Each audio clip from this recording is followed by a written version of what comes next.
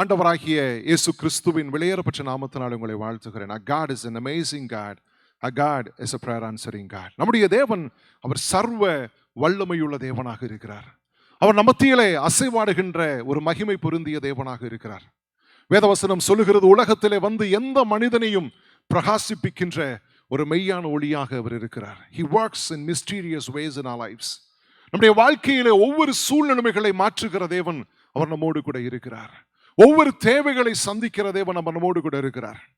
ஒரு அருமையான வேதாம பகுதியை நாம் வாசிக்க கேட்டோம். We read from the book of Isaiah chapter 61 verse 3 onwards. இந்த ஏசாயா 61:3 சொல்லுகிறது, சீயோனிலே துயரப்பட்டவர்களை சீர்படுத்துகின்ற தேவன் நம்முடைய தேவன். நம் வாழ்க்கையிலே நிறைய சூழ்நிலைகள், we come across a lot of situations in our lives.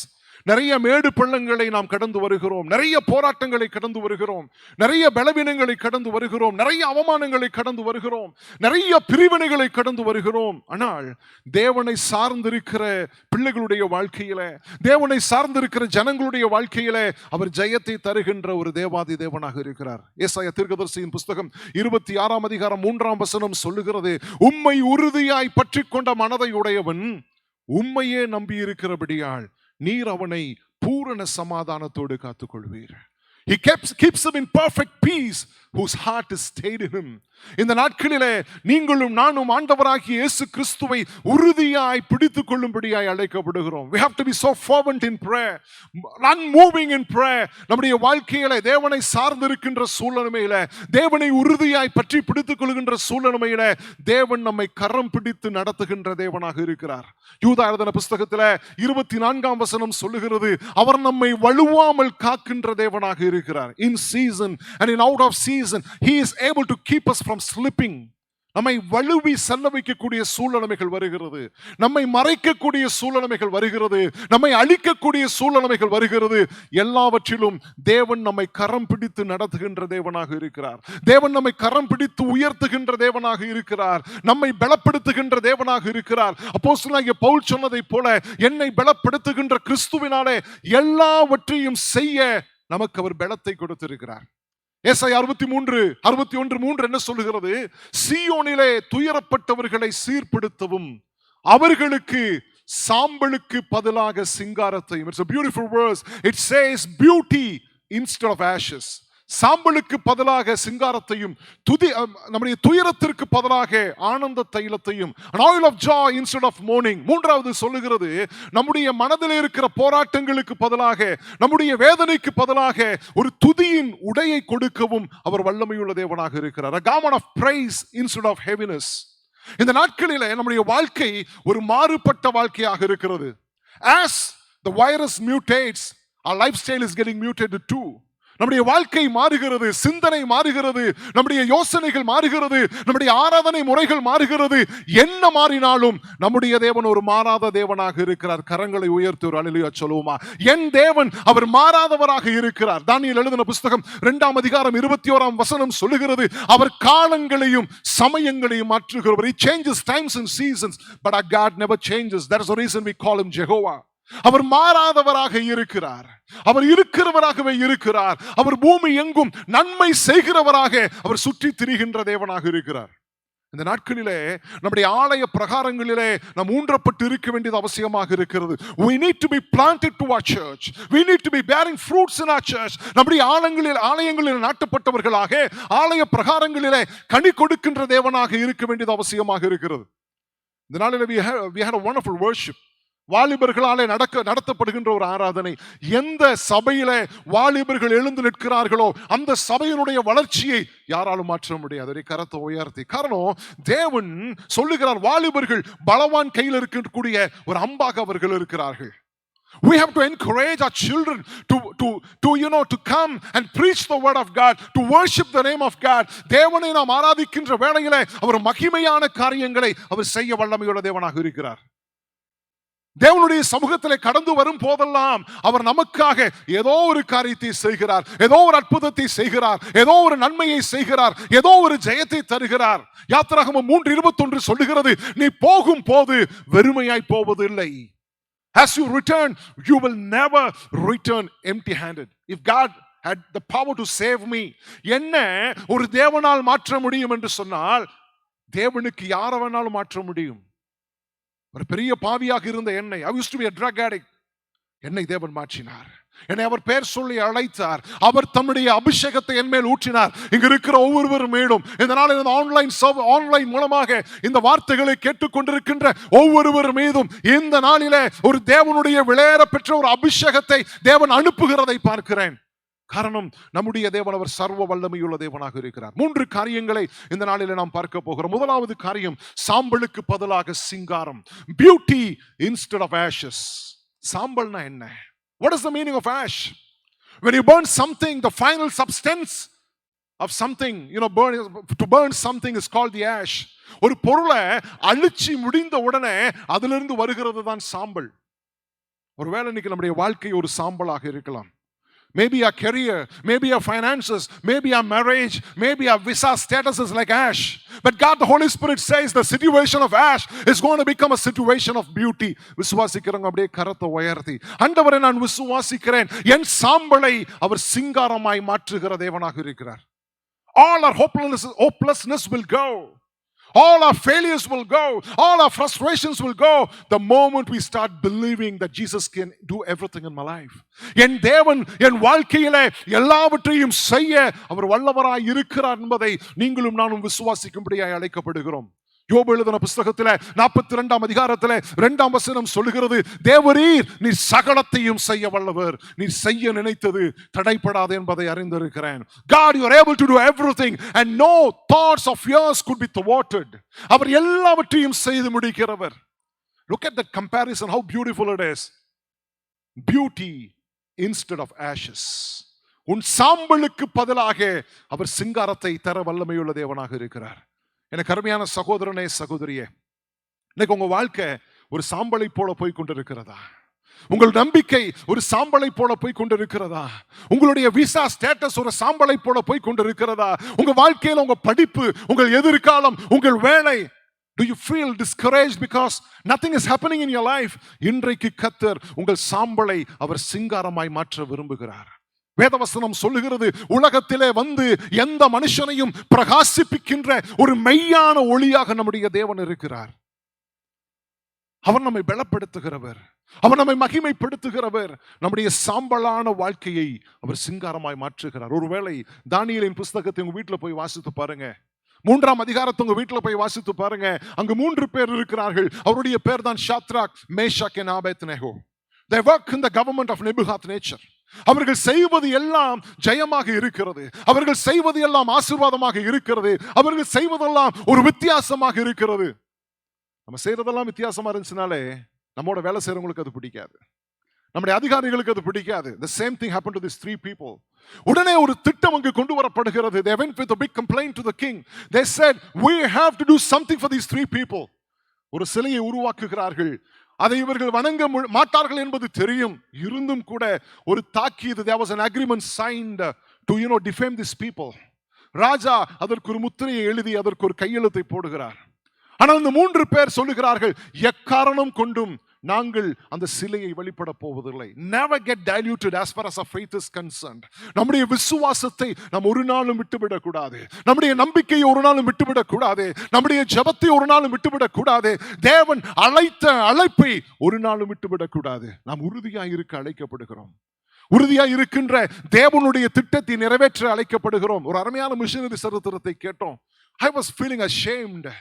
ஒரு தேசத்தில் இருந்து, ஒரு இங்கிலாந்து தேசத்தில் இருந்து இந்திய தேசத்திற்கு நம்ம சொந்த ஊருக்கு வந்து இவ்வளவு செய்திருக்கிறார்களே, நம்ம என்ன செஞ்சிருக்கிறோம்? Our life goes, talking, so many ideas, but we don't just get into act. இன்றைக்கு கர்த்தர் சொல்லுகிறார், நாம் தேவனுக்காக திறப்பின் வாசலில் நிற்க அழைக்கப்படுகிறோம். தேவனுக்காக ஏதாகிலும் ஒன்றை செய்ய அழைக்கப்படுகிறோம். தேவனுக்காக ஏதாகிலும் ஒரு சவாலை எடுக்க அழைக்கப்படுகிறோம். These 3 people, the Shadrach, Meshach, Abednego, தேவனுடைய சமூகத்திலே உறுதியாய் இருந்தார்கள். சில வேளைகள்ல நிறைய பேர் சொல்லுவீங்க இல்லையா, ஜெபிக்க ஆரம்பிக்காத வரையும் எனக்கு பிரச்சனையே கிடையாது, உபவாசிக்க ஆரம்பிக்காத வரையும் எனக்கு பிரச்சனையே கிடையாது.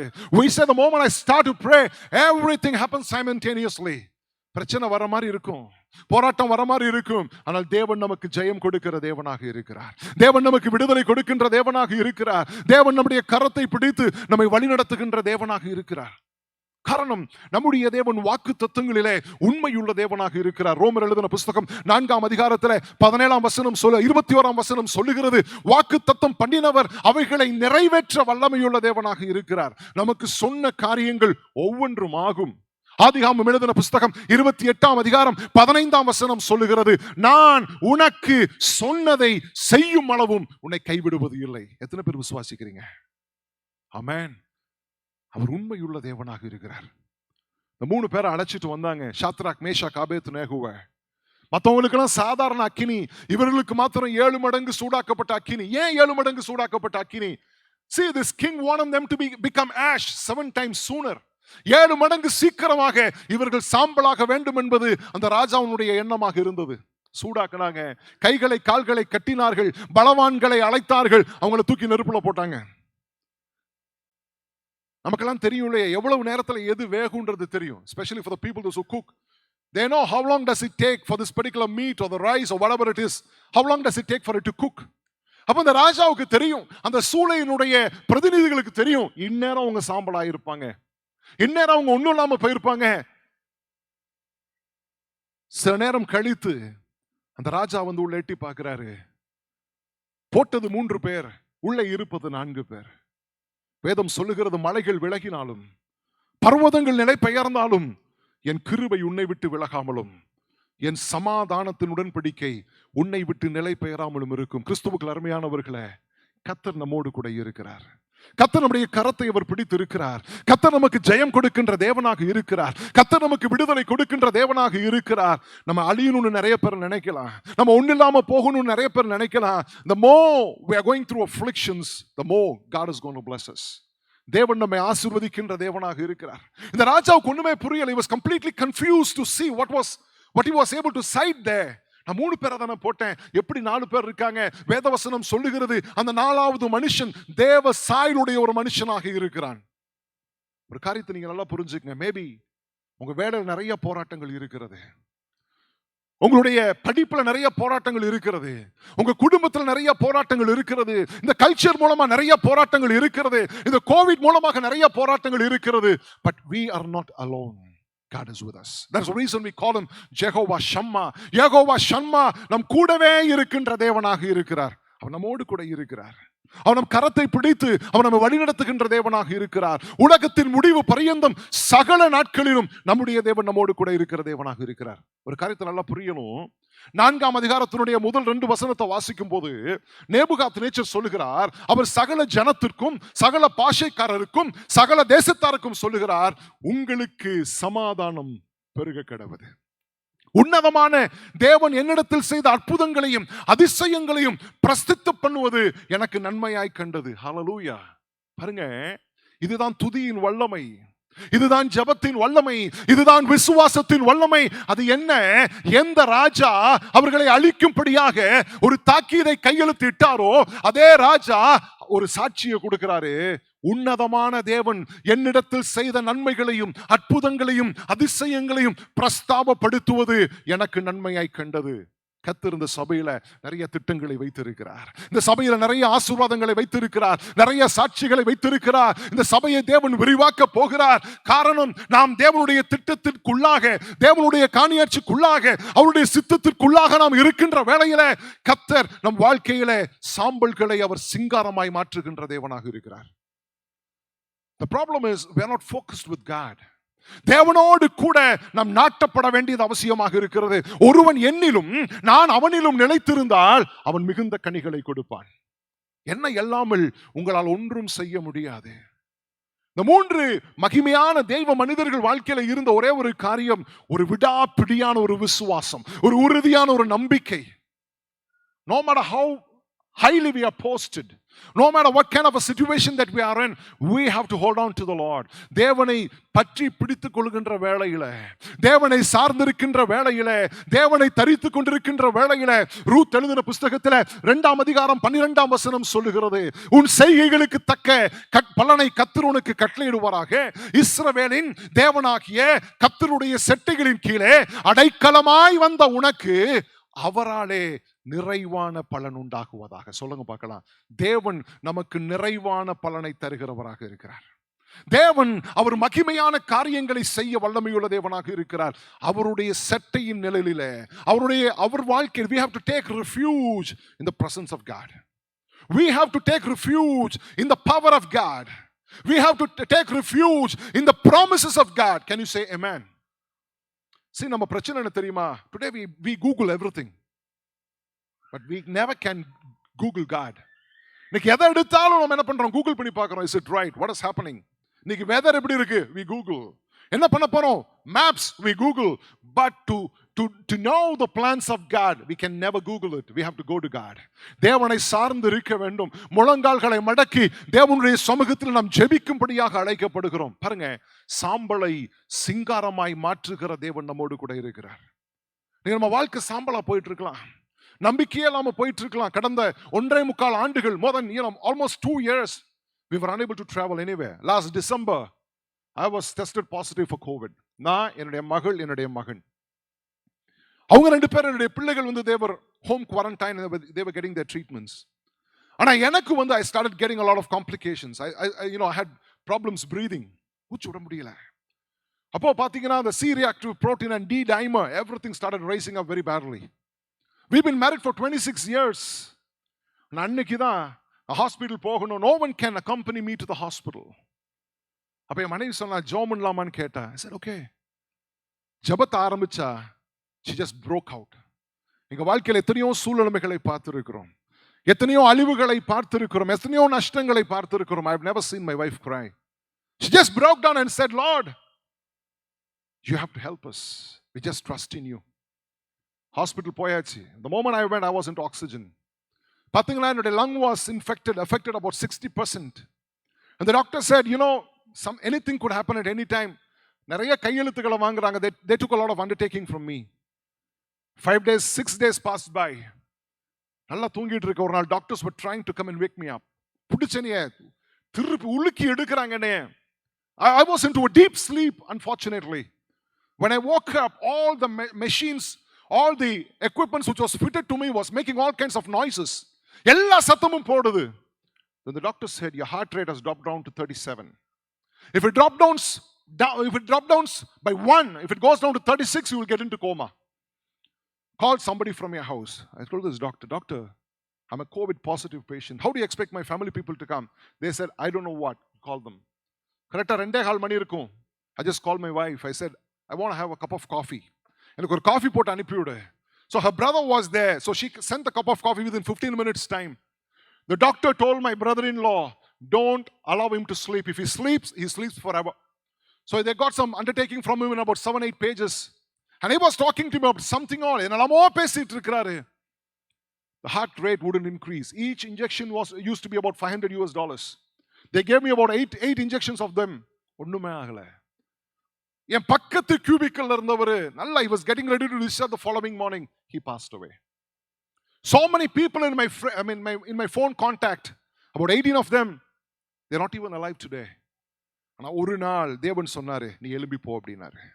Just get up and go. I have healed you. தேவன் அவருடைய வார்த்தையை அனுப்பி நம்மை குணமாக்குகிற தேவனாக இருக்கிறார். அவர் தழும்புகளால் நாம் சுகமாகிறோம். அவருடைய வல்லமை நம்மோடு கூட இருக்கிறது. கிறிஸ்துவுக்குள் அருமையானவர்களே, தேவனை சார்ந்து இருக்க வேண்டும். நம்ம வாழ்க்கையில் இன்னைக்கு இங்க வந்திருக்கிறோம், இந்த சபைக்கு வந்திருக்கிறோம்னா இது தற்செயல் கிடையாது, தெய்வ செயலாக இருக்கிறது, இது தெய்வ திட்டமாக இருக்கிறது. ரூத் எழுதின புஸ்தகத்துல 2ஆம் அதிகாரத்துல 2ஆம் வசனத்தை வாசிக்கும் போது ரூத் ஒரு வயல்நிலத்துக்கு செல்லுகிறாள். வேதவசனம் சொல்லுகிறது, தற்செயலாக அது அபிமெலேக்கின் வம்சத்தனாகிய போவாசினுடையதாக இருந்தது என்று சொல்லி. It was not an incident that was there on that particular field. It was Christ's incident. இன்றைக்கு நாம் இங்கு வந்திருக்கிறோம் என்று சொன்னால் தேவன் ஒரு திட்டத்தை வைத்திருக்கிறார். தேவன் நம்முடைய சூழ்நிலைகளை மாற்ற போகிறார். தேவன் நம்முடைய பிரச்சனைகளை மாற்ற போகிறார். Maybe our situation is barren. God is going to remove the situation of barrenness. God is going to remove the situation of loneliness. God can do everything. முதலாவது காரியம், சாம்பலுக்கு பதிலாக சிங்காரம். ஏசாயா 61:3 இரண்டாவது சொல்லுகிறது, அவர் சொல்லுகிறார், உன் ஒடுங்கின ஆவிக்கு பதிலாக துதியினுடைய 3வது. இரண்டாவது சொல்லுகிறார், உன் துயரத்திற்கு பதிலாக ஆனந்த தைலம், an oil of joy instead of heaviness. Is there anyone here who can say, I don't have any heaviness in my life? என் வாழ்க்கையில துயரமே இல்லைன்னு சொல்றவங்க யாராச்சும் இருக்கீங்களா? நிறைய பேர் சொல்லுவாங்க, என் வாழ்க்கையே துயரம் தான், என் வாழ்க்கையே பிரச்சனை தான், என் வாழ்க்கையே போராட்டம் தான், என் வாழ்க்கையே கண்ணீர் தான், என் வாழ்க்கையே அழுகை தான். உங்களை பார்த்து என்னை பார்த்து கர்த்தர் சொல்லுகிறார், உன் துயரம் ஆனந்த தைலமாய் மாறும். What a beautiful comparison it is. An all of joy instead of heaviness. தேவன் எல்லாவற்றையும் செய்து முடிக்க அவர் வல்லமையுள்ள தேவனாக இருக்கிறார். யோபு எழுதின புஸ்தகம் 5ஆம் அதிகாரம் 9ஆம் வசனம், 9ஆம் அதிகாரம் 10ஆம் வசனம் சொல்லுகிறது, அவர் ஆராய்ந்து முடியாத பெரிய காரியங்களையும் எண்ணி முடியாத அதிசயங்களையும் செய்கிறார். அப்படியே கரத்தை உயர்த்தி சொல்லுங்க, அவர் ஆராய்ந்து முடியாத பெரிய காரியங்கள். He does countless miracles. Amen. அப்படியே பக்கத்தில் இருக்கவங்களை பார்த்து சொல்லுங்களேன், அவர் ஆராய்ந்து முடியாத பெரிய காரியங்களை செய்கிறார், எண்ணி முடியாத அதிசயங்களை செய்கிறார். Because a God is such an awesome God. அவர் சர்வ வல்லமையுள்ள தேவனாக இருக்கிறார். நம்முடைய துயரத்தை அவர் ஆனந்த தைலமாய் மாற்றுகிறார். நம்முடைய துயரத்தை அவர் ஆனந்த ஔஷதமாய் மாற்றுகிறார். எப்பேற்பட்ட மாறுதல்களை அவர் கொண்டு வருகிறார், எப்பேற்பட்ட ஜெயத்தை கொண்டு வருகிறார், எப்பேற்பட்ட ஆசீர்வாதங்களை கொண்டு வருகிறார். இந்த நாளிலே தேவன் நம்முடைய துயரத்தை ஆனந்த களிப்பாய் மாற்றுகிறார். ஏசாயா தீர்க்கதரிசியின் புஸ்தகம் 60ஆம் அதிகாரம் 20ஆம் வசனம் சொல்லுகிறது, இனி உன் சூரியன் அஸ்தமிப்பதும் இல்லை, உன் சந்திரன் மறைவதும் இல்லை, தேவனே உனக்கு நித்திய வெளிச்சமாய் இருப்பார், உன் துக்க நாட்கள் முடிந்து போயிற்று. எத்தனை பேர் விசுவாசிக்கிறீங்க? The season of your mourning has ended. ஆமென் சொல்லுங்களேன். தேவன் சர்வ வல்லமையுள்ள தேவனாக இருக்கிறார். You know, when we flew in on the 15th of this month, பாத்தீங்கன்னா நாங்க வந்து ஃபிளைட்ல எமிரேட்ஸ்ல வந்து பாத்தீங்கன்னா எல்லாமே பேரண்ட்ஸ் தான். எவ்வளவு எக்ஸைட்டடா எங்க முன்னாடி எல்லாம் பேசிக்கிறாங்க, 2 வருஷம் நம்ம பிள்ளைகளை பார்க்க முடியல. Everyone are about 50 years of age. The flight was full with elderly people. ஒருத்தரெல்லாம் சொல்றாரு, என் பிள்ளைகளை பார்க்கவே மாட்டேன்னு நினைச்சேன். He's from Andhra Pradesh. He said, you know, I'm so happy that I'm going to see my daughter after 2 long years. தேவன் நம்ம வாழ்க்கையில இருக்கிற ஒவ்வொரு காரியங்களையும் அவர் மாற்றுகின்ற தேவனாக இருக்கிறார். I love this verse from the book of Jeremiah chapter 29 verse 11. நீங்கள் எதிர்பார்த்திருக்கிற முடிவை நான் உங்களுக்கு கொடுக்கும்படிக்கு உங்கள் பேரில் நான் நினைத்திருக்கிற நினைவுகளை அறிவேன், அவைகள் தீமைக்கு அல்ல சமாதானத்திற்கு ஏதுவான நினைவுகளே. ஆமென். கர்த்தர் சமாதானத்தின் தேவனாக இருக்கிறார். நம்முடைய தேவன் சர்வ வல்லமையுள்ள தேவனாக இருக்கிறார். யார் நம்மை கைவிட்டாலும் நம்முடைய தேவன் நம்மை கைவிடுகின்ற தேவன் அல்ல. யார் நம்மை உதறி தள்ளினாலும் நம்முடைய தேவன் நம்மை உதறி தள்ளுகின்ற தேவன் அல்ல. ஏசாயா 49ஆம் அதிகாரத்தில் வாசிக்கின்றோம் 15:16. அங்க என்ன சொல்லுகிறோம்? கற்பத்தின் பாலகனை தாய் மறந்தாலும் நான் உன்னை மறப்பதில்லை. காரணம் என்ன? உன்னை என் உள்ளங்கைகளிலே வரைந்து வைத்திருக்கிறேன். In English Bible it says, I have engraved you on my palms. உள்ளங்கைகளில் நம்மை தேவன் வரைந்து வைத்திருக்கிறார். தாய் மறந்து விடலாம், தந்தை மறந்து விடலாம், பிள்ளைகள் மறந்து விடலாம், தேவன் நம்மை மறவாத தேவனாக இருக்கிறார். 1 ராஜாக்கள் எழுதின புஸ்தகத்தில் 17ஆம் அதிகாரத்தில் 10ஆம் வசனத்திலிருந்து அந்த அதிகாரம் முழுவதுமாக தயவு செய்து வீட்டில் போய் வாசித்து பாருங்க. We see a wonderful lady called the widow of Zarephath. சாரிபாத்தின் விதவையை குறித்து அங்கே வாசிக்கிறோம். பாருங்க, she was going through emotional, psychological, financial ஒரு ஸ்ட்ரெஸ்ல போயிட்டு இருக்கிற. காரணம் என்ன? கணவன் இல்ல, கணவன் மரித்து போனார். அங்க பயங்கரமான பஞ்ச காலம். அவளுக்கு கொஞ்சோண்டு மாவும் கொஞ்சோண்டு எண்ணெயும் தான் இருக்கு. She was a single parent trying to raise up her son. அப்போ she was into a situation where she was wanting to have a final meal and commit suicide. அநேக நேரத்தில் நம்ம என்ன தெரியுமா சொல்ல, ஒரு பிரச்சனை வந்துருச்சுன்னா எனக்கு வாழவே பிடிக்கல சொல்லியிருக்கோமா இல்லையா? I don't feel like living. I think that something is going to happen to me. கர்த்தர் சொல்றாரு, உனக்கு ஒண்ணுமே ஆகாது, நீ உயிரோடு வாழ்வாய். தேவன் நம்மோடு கூட இருக்கிறார். தேவன் நம்முடைய சத்தத்தை கேட்கிறார். He always is there to answer our cry. அப்ப இந்த அம்மா என்ன பண்றாங்க? இந்த சாரிபாத் விதவை என்ன பண்றாங்க? விறகு பொறுக்கிட்டு இருக்காங்க. எதற்கு? கடைசியா she had few drops of oil and a handful of flour. அதுல they were wanting to make their final meal, eat and die. அப்ப எவ்வளவு ஒரு டெஸ்பரேட் சிச்சுவேஷன்ல இருந்திருப்பாங்க, எவ்வளவு ஒரு டிப்ரெசிங் சிச்சுவேஷன்ல இருந்திருப்பாங்க. அப்பொழுது அங்க எலியா வருகிறார், வந்து சொல்றாரு, எனக்கு தண்ணி குடுமா அப்படின்றாரு. சொல்றா, ஐயா என்னுடைய சூழ்நிலை நீங்க புரிய மாட்டேன்றீங்க. I'm into a total depression. I'm into a total state of mind that I'm going to die. எலியா என்ன பண்றாரு தெரியுமா? கதையெல்லாம் கேட்டு முடிச்சிட்டு சொல்றாரு, எனக்கு தண்ணியை கொடு அப்படின்றாரு. So she had the patience to go and get the water for him. தண்ணியை குடிச்சு முடிச்சுட்டு அவர் சொல்றாரு, எனக்கு பசியா இருக்கு, எனக்கு சாப்பாடு கொடு அப்படின்றாரு. அவர் சொல்றா, ஐயா என்னட்டு இருக்கதே கொஞ்சம், இதுல நான் என்னத்தை கொடுக்க முடியும்? அவர் சொன்ன, just bring it to me. So அவன் நினைச்சா இவர் எப்படியோ அனுப்பி விட்டா போதும், அப்புறம் I can just die with my son. அவள் என்ன பண்றா, அந்த தீர்க்கதரிசிக்கு ஒரு அப்பத்தை சுட்டு கொடுக்கிறாள். When you read that particular chapter there, வேதவசனம் சொல்லுகிறது, அவர்கள் உயிரோடு இருந்த நாளளவும், as long as that mother and the son lived, the oil and the flour never ran short. Amen. பாருங்க, தேவனுடைய ராஜ்யத்தை கட்டும் பணியில, தேவனுடைய ஊழியர்களை உபசரிக்கின்ற வழியில, உங்க சபையில நீங்க என்ன செய்யணும்னா, நீங்க விதைக்க ஆரம்பிக்கணும். You have to start sowing in your church. நீங்க சபையில விதைக்கின்ற வேளையில வேதவசனம் சொல்லுகிறது, உன் ஆகாரத்தை தண்ணீர்கள் மேல் போடு, அநேக நாட்களுக்கு பின்பதாய் அதனுடைய பலனை நீ காண்பாய்.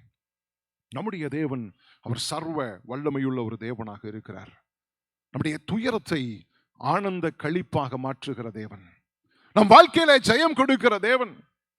என்னுடைய சொந்த ஊர் தூத்துக்குடியில சாயர்புரம் என்கின்ற ஒரு சின்ன இடம். ஒரு ஜபத்துல தான் என்னுடைய பெற்றோர் என்னை வளர்த்தார்கள். என் வீட்டில் பாத்தீங்கன்னா என் குடும்பத்தில் நிறைய ஊழியர்கள் இருக்கிறார்கள். என்னோட கூட பிறந்தது ஒரு அக்கா. என்னுடைய சண்டே கிளாஸ் வரை I was so religious. I used to be in the Sunday class எல்லாத்துலயுமே இருந்தேன். But when I became a teenager, I started drifting away from God. அப்போ 15-16 வயசுல எல்லா ஹேபிட்ஸ் எனக்குள்ள வர ஆரம்பிச்சது. என்னுடைய 7th grade வரையும் ஃபர்ஸ்ட் ரேங்க், 8th gradeல இருந்து கடைசில இருந்து ஃபர்ஸ்ட் ரேங்க் போயிட்டேன். Because I used to fail almost in all the subjects. அப்போ எனக்கு நிறைய பேர், என்னுடைய தாத்தா, என்னுடைய பாட்டி, என்னுடைய அம்மா, அப்பா, they used to be praying for me. But I was getting from bad to worse because of my bad companionship. போகட்டும், படிச்சேன், முடிச்சேன். என்னுடைய ஸ்கூலிங், என்னுடைய காலேஜ்லாம் நான் பாஸ் பண்ணி வந்தது பெரிய ஒரு இட்ஸ் a miracle. ஆனா என்ன, because I am so tall, I used to be representing my school and college for volleyball and basketball. Somehow I got the admissions. ஆனா நிறைய பேர் சொல்லுவாங்க, உன் வாழ்க்கையில கர்த்தர் ஒரு திட்டத்தை வைத்திருக்கிறார். But my situation was getting from bad to worse. I had drifted away, far away from God. அம்மா சொல்லுவாங்க, உன் வாழ்க்கை ஒரு பெரிய துயரமாக மாறிவிட்டது. Because my sister used to study so well. இந்த வாழ்க்கை சரி முடிஞ்ச உடனே I thought I am a lucky person. என்னன்னா, நான் என்ன செஞ்சாலும் ஒரு ஜெயம் கிடைக்கிற மாதிரி இருக்கும், என்ன செஞ்சாலும் உடனே ஒரு ஃப்ளரிஷிங் இருக்கிற மாதிரி இருக்கும். படிச்சு முடிச்சேன். முடிக்கிறதுக்கு முன்னாடி எனக்கு வேலை. ஒரு இன்டர்நேஷனல் ஸ்கூல்ல நான் ஒர்க் பண்ண போயிருக்கேன்.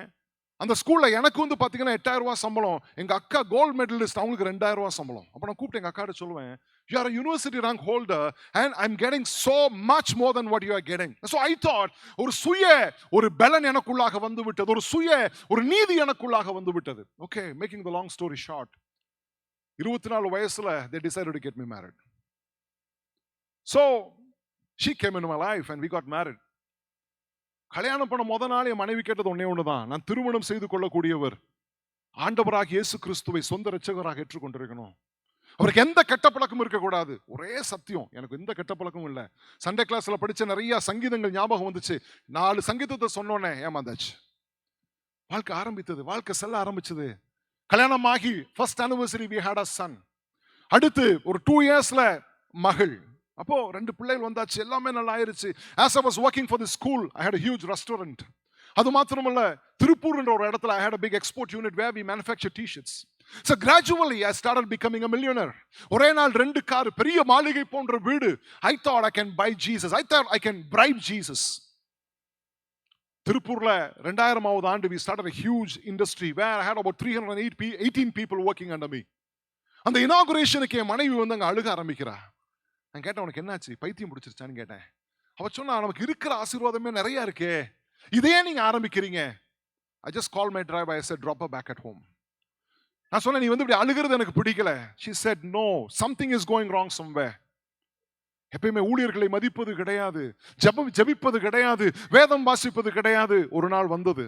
I had a huge order from the United States of America, from AT&T Communications, that was worth about 30 million. 3 கோடி இந்திய ரூபாய்கள். So always we work through LC, letter of credit. 2001 Christmas என்னால மறக்க முடியாது. That was the ever costliest Christmas that I ever celebrated. Buying crackers for almost 3.5 lakhs, buying dresses for all people. அன்னைக்கு ஒரு நாள் இரவு I just came to the middle of the street because I received an email saying that my consignment is rejected on port due to poor quality. நாங்க அனுப்புன அந்த 30 million மதிப்புள்ள அந்த பொருட்களுடைய தரம் சரியில்லாத காரணத்தினால அமெரிக்க துறைமுகத்திலிருந்து என்னுடைய பொருட்கள் அனைத்தும் திருப்பி அனுப்பப்பட்டது. I had a lot of friends. யாரையும் காணோம். I had a lot of relatives. No one was to be seen there. மனம் உடைந்து போய் உட்கார்ந்து அப்படியே தலையில் அடிச்சுட்டு உட்கார்ந்தேன். என் துயரம் தாங்கிக் கொள்ள முடியாத ஒரு துயரமாக இருந்தது. எல்லாம் என்னை விட்டு போயிருச்சு. Overnight I became a beggar and I was there in the middle of the street. என் மனைவி வந்தா, என் தோள் மேல கை போட்டா. ஏன்னா அதுக்கு முன்னாடி ஒரு ரெஸ்ட்ரிக்ஷன் இருந்தது. என் முன்னாடி அவ ஜெபிக்க கூடாது, என் முன்னாடி அவ அழுக கூடாது, என்னுடைய பெர்மிஷன் இல்லாம என்னை தொடக்கூடாது. She just put her arms around me and she said, யாரு வேணாலும் கைவிட்டிருக்கலாம், இயேசு உங்களை கைவிட மாட்டார். நான் சொன்னேன், தயவு செய்து என்னை விட்டு போயிரு. இவ்வளவு நிலைமை வந்ததே அவர்னால தான். See, I was blaming Jesus for everything. And that night I decided that I should commit suicide. அன்னைக்கு முடிவு பண்ண, இன்னைக்கு இரவு நான் தற்கொலை செய்ய வேண்டும். ஏன்னா பணம் இல்லாம வாழ முடியாது, அந்தஸ்து இல்லாம வாழ முடியாது. My sorrow was so agonizing. So I took my grandmother's prescription where she used to regularly buy her sedatives. என்ன பண்ணேன், ஒவ்வொரு கடையா போய் 2 டேப்லெட் 3 டேப்லெட் 22 மாத்திரைகளை வாங்கினேன். That was 31st of December 2001. I thought I mustn't see the year 2002. I took a bottle of alcohol, drank it just like that, and took these 22 tablets and decided to just swallow them. I swallowed the tablets. After some time I started becoming unconscious. சுயநனவை இழந்து போறேன், அப்படியே மயக்கம் அடைந்து போகிறேன். என் இயேசு என்னோடு பேச ஆரம்பித்தார். He said, my son, I have a great purpose for you. உன் தாயின் கருவிலே நான் உன்னை வேறு பிரித்தேன், உன்னை பேர் சொல்லி அழைத்திருக்கிறேன், நீ என்னுடையவன். அவ்வளவுதான் எனக்கு தெரியும். அடுத்த நாள் பார்க்கிறேன் hospital.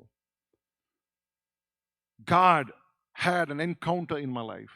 The doctor said the tablets what I had taken, it had gone down to my throat and not even 1 milligram went down to my stomach. He's a Brahmin doctor. He said it is a miracle that somebody had put their hands and removed the medicines, even it could be dissolved and get into the stomach. எனக்கு தெரியும் அதை செய்தது என்னுடைய ஆண்டவராகிய இயேசு கிறிஸ்து. அந்த மரண படுக்கையில என் தேவன் என்னை அபிஷேகித்தார். அவர் சொன்னாரு, உன்னுடைய கடன்களை நான் பார்த்துக் கொள்வேன், உன்னுடைய பிரச்சனையை நான் பார்த்துக் கொள்வேன், நீ எனக்கு சொந்தம். வெறும் 13 நாளில என்னுடைய 3 கோடி ரூபாய் கடனை தேவன் எனக்கு மாற்றி கொடுத்தார். We came to the literally to the middle of the street. எல்லாமே போச்சு.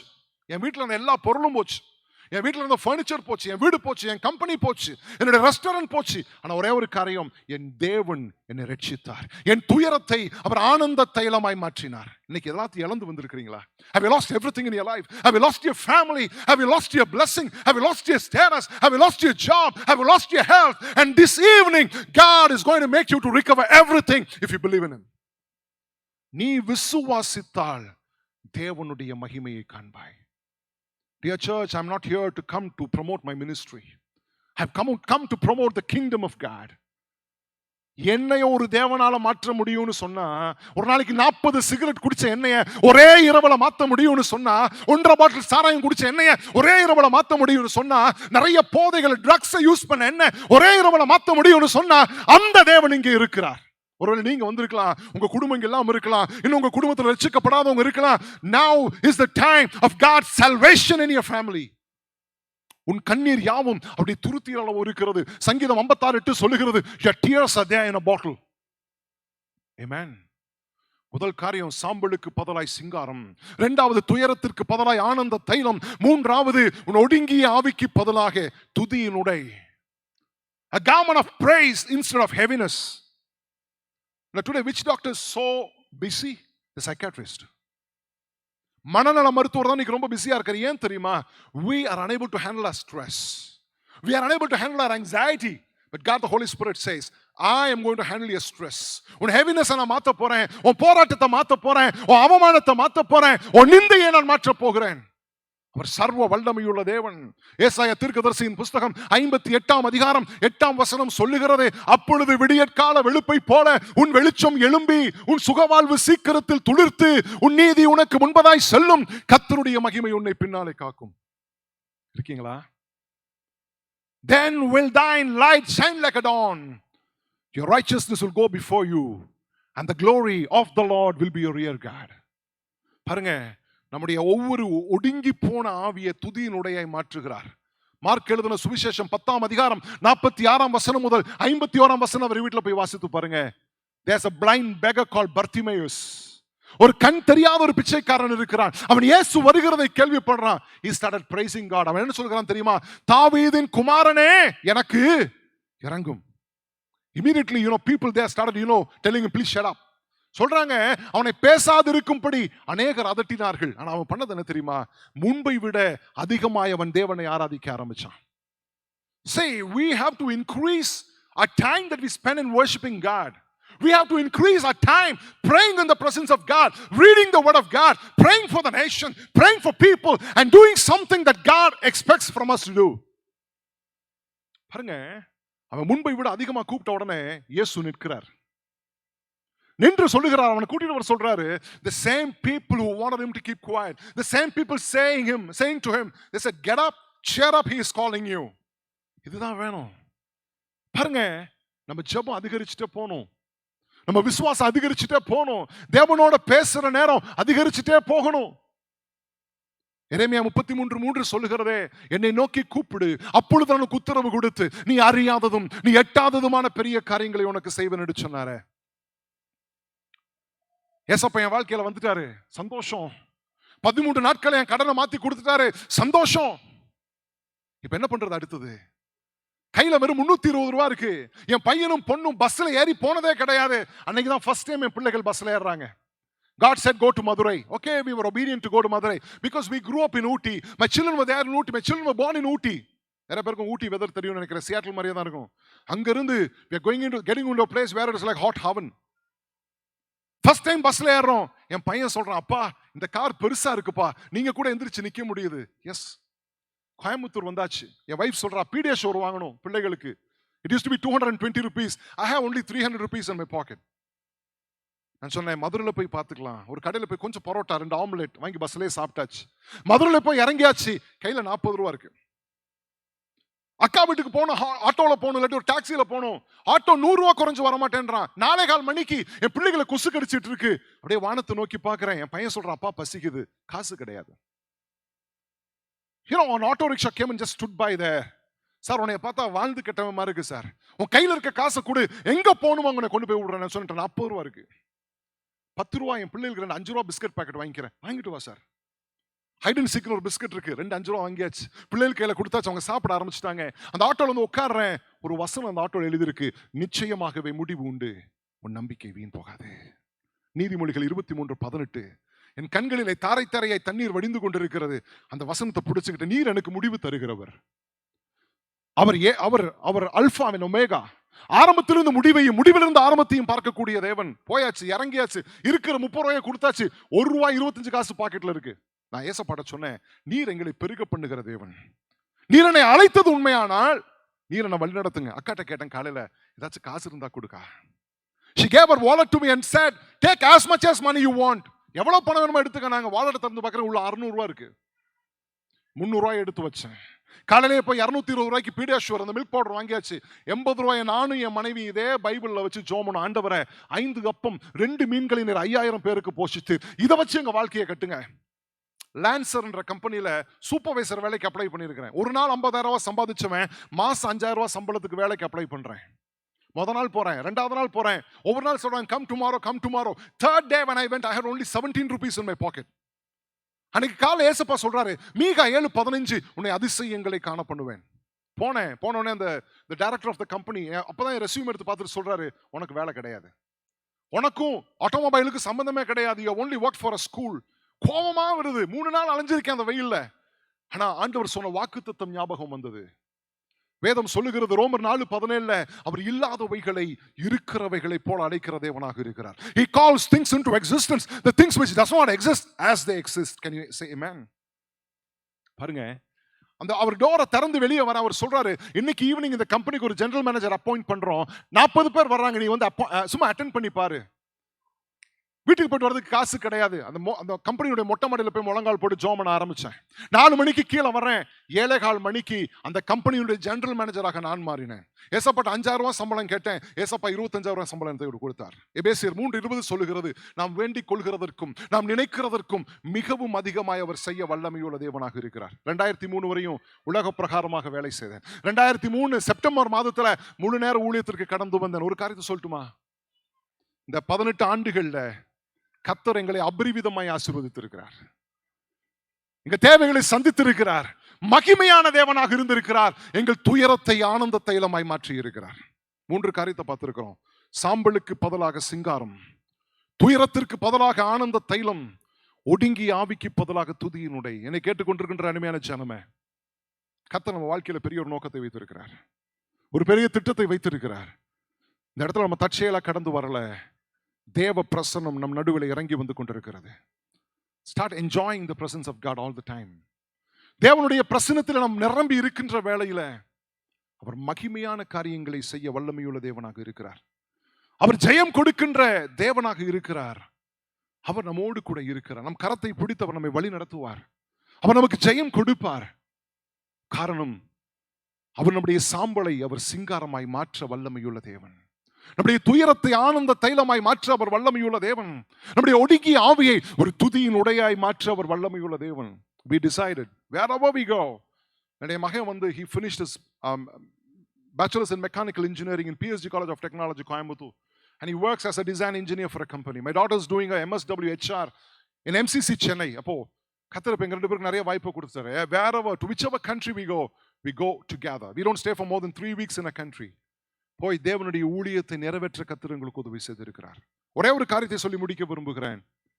கர்த்தருடைய சமூகத்துல நம்மை தாழ்த்தும் போது அவர் நம்மை உயர்த்த வல்லமையுள்ள தேவனாக இருக்கிறார். நம்மை பலப்படுத்த வல்லமையுள்ள தேவனாக இருக்கிறார். Our seasons will change. கர்த்தர் நிச்சயமாகவே நம்முடைய வாழ்க்கையில அவர் அற்புதங்களை செய்ய வல்லமையுள்ள தேவனாக அவர் இருக்கிறார். ஆபகுக்கு எழுதின புஸ்தகம் 2ஆம் அதிகாரம் 3ஆம் வசனம் சொல்லுகிறது, குறித்த காலத்திற்கு தரிசனம் இன்னும் வைக்கப்பட்டிருக்கிறது, முடிவிலே அது விளங்கும், அது பொய் சொல்லாது, அது தாமதித்தாலும் அதற்கு காத்திரு, அது நிச்சயமாய் வரும், அது தாமதிப்பதில்லை. இருக்கிற இடங்களில தலைகளை தாழ்த்தி கண்களை மூடி அந்த தேவாதி தேவனை நோக்கி பார்க்க ஆரம்பிப்போம். நம் தேவன் நல்லவராக இருக்கிறார். நம் தேவன் வல்லவராக இருக்கிறார். இந்த சபையில தேவன் பெரிய திட்டங்களை அவர் வைத்திருக்கிறார். அவர் சொல்லுகிறார், அனுதினமும் ரட்சிக்கப்பட்டவர்களை தம்முடைய சபையில் அவர் கூட்டி சேர்க்கிற தேவனாக இருக்கிறார். மலையின் மேல் உள்ள பட்டணம் அது ஒரு நாளும் மறைந்து இருக்காது. தேவனுடைய பிரசன்னத்திற்காக நான் உம்மை துதிக்கிறேன் ஆண்டவரே. உம்முடைய கிருபைக்காய் நான் உம்மை ஸ்தோத்திரிக்கிறேன் ஆண்டவரே. அப்பா, நீர் எங்களை இந்த இடத்துல ஒன்று கூட்டி சேர்த்து வந்திருக்கிறீர். எங்களை பேர் சொல்லி அழைத்து வந்திருக்கிறீர். உடைய பிள்ளைகள் மீது உடைய ஷக்கேன மகிமை இறங்கும்படியாக ஜெபிக்கிறோம் ஆண்டவரே. கர்த்தாவே, உம்முடைய திட்டங்கள் நிறைவேறும்படியாய் உம்மை நோக்கி ஜெபிக்கிறோம். யாரெல்லாம் ஆன்லைன்ல ஜாயின் பண்ணியிருக்காங்களோ, யாரெல்லாம் இந்த இடத்துல வந்து அமர்ந்திருக்கிறார்களோ, ஒவ்வொருவருடைய வாழ்க்கையில என் தேவனுடைய பிரசன்னம் இறங்கட்டும். தேவன் மகிமையான காரியங்களை செய்யும்படியாக ஜெபிக்கிறோம். துதி, கனம், மகிமை, மாட்சிமை ஒவ்வொன்றையும் உமக்கு ஒருவருக்கு செலுத்துகிறோம். ஆண்டவராகிய இயேசு கிறிஸ்துவின் விலையேறப்பெற்ற நாமத்தினால் துதி ஸ்தோத்திரங்களை ஏறெடுக்கிறோம். ஜீவனுள்ள நல்ல தகப்பனே, ஆமென்.